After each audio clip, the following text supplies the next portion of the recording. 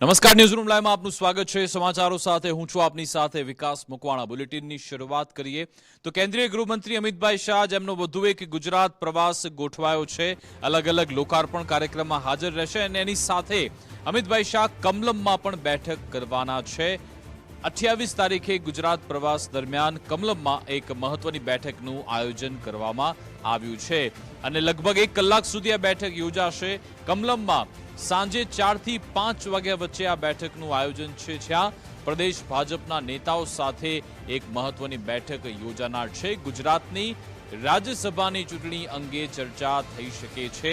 રાજનીતિક બાબતો, સંગઠનાત્મક બાબતો પર ચર્ચા કરવામાં આવે। સૌથી મહત્વની બાબત એ કે રાજ્યસભાના હવે સંભવિત ઉમેદવારો કોણ રહેશે તેને લઈ મનોમંથન થઈ શકે છે। ગુજરાતમાંથી 4 સીટો રાજ્યસભાની છે અને એમાં કોણ ઉમેદવાર રહેશે તે અંગે પણ ચર્ચા થઈ શકે છે।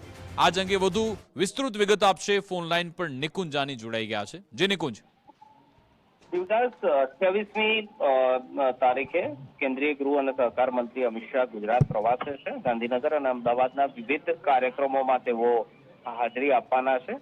અલગ અલગ ખાતમુહૂર્ત અને ઉદઘાટન કાર્યક્રમો છે। તે વચ્ચે તેઓ પ્રદેશ ભાજપ કાર્યાલય કમલમ ખાતે પહોંચવાના છે। જાણકારી મળી રહી છે કે સાંજે 4 વાગ્યાથી લઈને 5 વાગ્યા સુધીનો 1 કલાકનો કેન્દ્રીય ગૃહમંત્રી અમિત શાહનો કમલમ ખાતેનો રિઝર્વ સમય છે, જ્યાં તેઓ પ્રદેશ ભાજપના નેતાઓ સાથે બેઠકો કરશે તે પ્રકારની જાણકારી મળી રહી છે। સંભવિત રીતે આ બેઠકો રાજ્યસભાની આગામી ચૂંટણી સંદર્ભે હોઈ શકે છે, કારણ કે ગુજરાતની 4 બેઠકો રાજ્યસભાની ખાલી પડી છે, જેના સંભવિત જે ઉમેદવારો છે તેને લઈને પ્રદેશ ભાજપ તરફથી મનોમંથન શરૂ કરવામાં આવ્યું છે અને ગુજરાતમાંથી ક્યાં એવા 4 ચહેરાઓ રાજ્યસભાનું પ્રતિનિધિત્વ કરશે તે મુદ્દાને લઈને આ બેઠકની અંદર ચર્ચા થાય તેવી એક શક્યતા જોવાઈ રહી છે। આ ઉપરાંતનો બીજો મુદ્દો, પ્રધાનમંત્રીના કેન્દ્ર સરકારની અંદર 12 વર્ષ પૂર્ણ થઈ રહ્યા છે ભાજપ સરકારને, તેની ઉજવણી આગામી દિવસોની અંદર પૂરા દેશની અંદર થવાની છે અને ગુજરાત રાજ્યની અંદર જે હોમ સ્ટેટ છે પ્રધાનમંત્રીનું, ત્યાં પણ ભવ્યાતિ ભવ્ય ઉજવણી થાય તે આયોજન સંદર્ભે પણ આ બેઠકની અંદર ચર્ચા થાય તેવી પણ એક શક્યતા જોવાઈ રહી છે। બિલકુલ, આભાર તમામ જાણકારી આપવા બદલ।